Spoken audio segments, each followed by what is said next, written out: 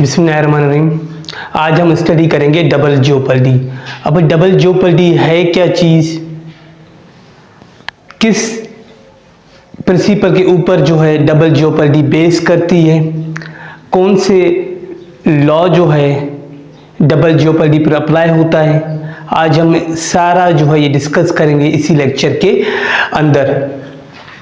Double jeopardy basically means punished twice for same offence, यानी कि एक ही जुर्म की वजह से दो मर्तबा किसी बंदे को पनिश करना हम कहते हैं डबल जेओपर्डी। अब क्योंकि ये जुल्म है, कानून ने इसके खिलाफ जो है प्रोटेक्शन दी हुई है, ठीक है। अब इसकी बेसिस क्या है, किस फंडामेंटल प्रिंसिपल, नेचुरल प्रिंसिपल पे ये बेस रखता है, मैक्सिम कौन सी है, वो ये है कि no man vex twice for the same offence, यानी कि एक ही जुर्म की वजह से किसी बंदे को दो मर्तबा सज़ा नहीं दी जा सकती, ना ही जो है उसको दो मर्तबा अज़ियत दी जा सकती है, ना ही उसको जो है दो या तीन मर्तबा एक ही जुर्म की वजह से जो है तंग किया जा सकता है। ये बेसिकली नेचुरल प्रिंसिपल है जिसके ऊपर आपकी double Jeopardy double Jeopardy base रखती है। अब डबल जेओपर्डी जो है कहाँ दी गई है, इसका मेंशन, पहला जो मेंशन है वो है आपका आर्टिकल 13A, क्योंकि एक फंडामेंटल प्रिंसिपल है कि एक बंदे को दो मर्तबा सज़ा नहीं दी जा सकती सिर्फ एक जुर्म की वजह से, एक यानी कि सेम जुर्म की वजह से, ठीक है। यानी कि उस जुर्म को उसने कमिट किया हो और कमिट करने के बाद उसका ट्रायल चला हो, ट्रायल के बाद जो है उसको सज़ा आई हो, अब उसी जुर्म के ऊपर फिर से उसका रीट्रायल नहीं होगा, फिर से जो है उसको सज़ा नहीं दी जा सकती। इसके अलावा जो है इस पे अप्लाई होता है सेक्शन 403A ऑफ CRPC, यानी कि कोड ऑफ क्रिमिनल प्रोसीजर के सेक्शन 403 जो है इसके अंदर बेसिकली बात की गई है डबल जेओपर्डी के ऊपर। इसकी हेडिंग कहती है अ पर्सन कन्विक्टेड और acquitted should not be retried for same offence, ठीक है। यानी कि इसका मतलब ये, एक बंदा उसका ट्रायल चला, कन्विक्शन हुई, या फिर जो है ट्रायल के बाद उसकी एक्विटल हुई, ठीक है। अब जो है उसको रीट्राई नहीं किया जा सकता एक ही जुर्म के अंदर, ठीक। इसको अगर मैं फर्दर एक्सप्लोर करूं, इस तरह से कर सकते हैं कि पार्टी भी सेम हो, ठीक, ऑफेंस सेम हो,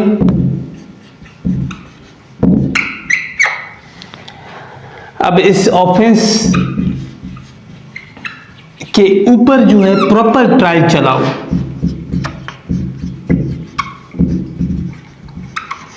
प्रॉपर ट्रायल का मतलब ये कि जो ट्रायल सुनने वाली अथॉरिटी हो उसके पास जुरिडिक्शन हो, वो कॉम्पिटेंट अथॉरिटी हो, कॉम्पिटेंट अथॉरिटी के अलावा जो ट्रायल के अंदर प्रोसीजर हो वो भी प्रॉपर जो है फॉलो किया गया हो, एज पर लॉ जो है उसका ट्रायल हो, वो ट्रायल चले, ट्रायल के नतीजे में क्या हो, फाइनल ट्रायल के नतीजे में क्या हुई हो, कंक्लूजन क्या हो उसका, इधर कन्विक्टेड और एक्यूटेड, यानी कि कन्विक्शन हुई हो या फिर एक्विटल हो।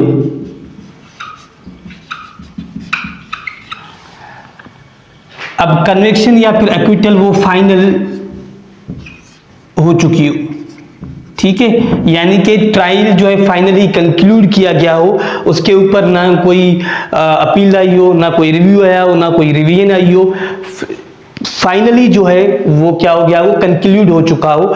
अब कंक्लूजन के बाद बंदा लेट से एक्विट हो गया, यानी उसको आज़ाद कर दिया, कोर्ट ने कहा इसको बाइज्जत बरी कर दो, इसके ऊपर कोई भी जुर्म साबित नहीं होता, तो उस सूरत के अंदर जो है फिर से उस बंदे को रीट्राई करके, उस पर रीट्रायल करके सज़ा नहीं दी जा सकती। ये बेसिकली कॉन्सेप्ट है डबल ज्योपर्डी का। अब आ जाते हैं कि क्या एफआईआर के ऊपर लागू होता है आपका डबल ज्योपर्डी। सेक्शन 403 जो है आपका क्या लागू होता है एफआईआर के ऊपर? तो इसका जवाब है नहीं होता। क्यों नहीं होता? उसकी वजह ये है कि सिंपली एफआईआर जो है वो तो सिर्फ एक पीस ऑफ इंफॉर्मेशन है। एफआईआर का मतलब ये नहीं कि ट्रायल, एफआईआर का मतलब ये नहीं कि सजा, ठीक है। अभी तो ट्रायल की स्टेज ही बाद में, सजा की स्टेज ही अलग है, ठीक है। ट्रायल चलेगा फिर सजा की हम बात करेंगे। FIR is just piece of paper, it's a piece of information relating to cognizable offence.